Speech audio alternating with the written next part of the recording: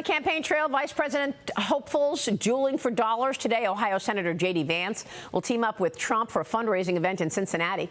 And joining the former president last night in New York City, South Carolina Senator Tim Scott, North Dakota Governor Doug Burgum, South Dakota Governor Kristi Noem, and former presidential candidate Vivek Ramaswamy.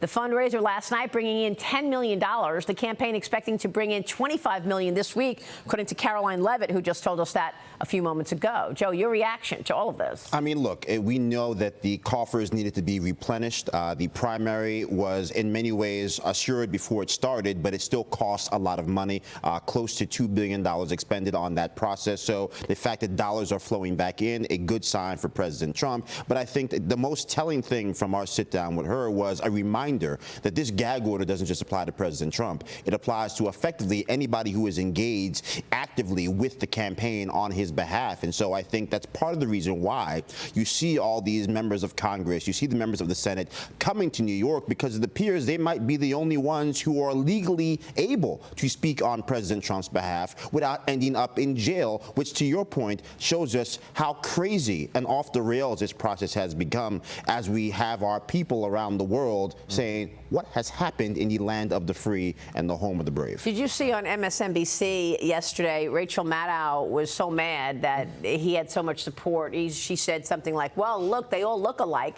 They all wore the same thing. They look like the Rockettes. I was like, what? Yeah. Well, you know, sour grapes. This whole thing is just so crazy. I mean, think about the fact that there's a gag order not only on President Trump, but on everyone who works with him, and yet there's no gag order on Michael Cohen, the guiltiest of all. But that's because, from the point of view of the judge, Michael Cohen is actually doing the work for him, right? Because he's trying to stir up anger and contempt against Mr. Trump, and yet, ironically, again, he's the one who committed the crime, Mr. Cohen. And there's no gag order on Joe Biden. And you made a great point earlier, Thomas, and that is, where are the fact checkers? Every 3 seconds, he's turning around saying another, untruth, lie, like inflation was at 9% when he walked into the Oval Office. Right. Yeah. No, it wasn't, Joe. It was at 1.4%. And it went to 9 on Joe Biden's watch. Because of all of the excessive spending. Correct. Yeah, exactly. And I think, the fact that they're raising money, it's really good, because the real thing of this trial is that they're trying to drain his money, right? They're trying to make him spend as much money on legal fees. But, the exciting thing about this trial, I think, is that, every legal expert I talk to is saying it's going to be a mistrial. Because if there's even one guy on the jury that supports Trump, in Trump's word, never surrender. He is never going to vote to convict. It's going to be a hung jury. So, they're never going to vote to convict him.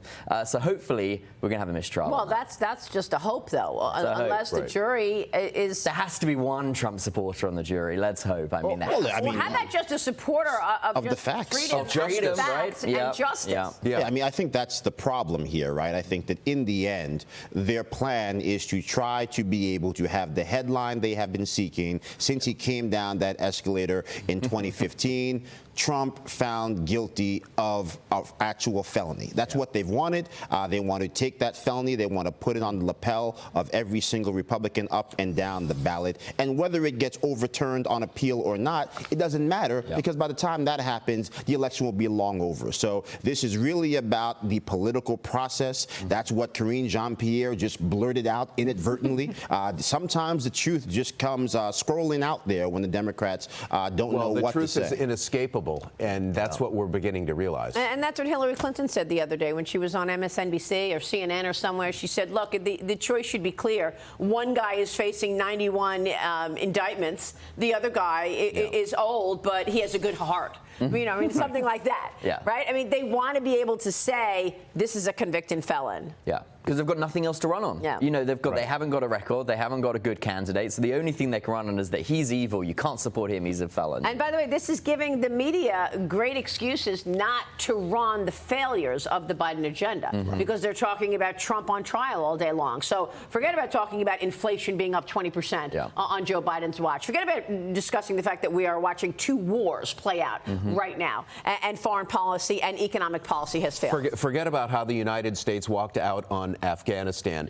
Forget about how the United States is not standing up for other allies. Yeah, Or forget the wide about open border. our wide open Forget about border. the wide open border. Why should we talk about that? Because fentanyl's flowing in. Let's talk about Trump on trial. Yeah, and let's talk about Michael Cohen, his former lawyer, who couldn't keep his book straight. I mean, give me a break. Well, look, and to the point, I think, again, President Trump doing these local pop-ups at the bodega, going down to the construction workers. Perhaps you should try going down to the Roosevelt Hotel, because I don't know if you've noticed, but the people who are staying there, those migrants, they are more secure than our southern border is under Joseph Robinette Biden.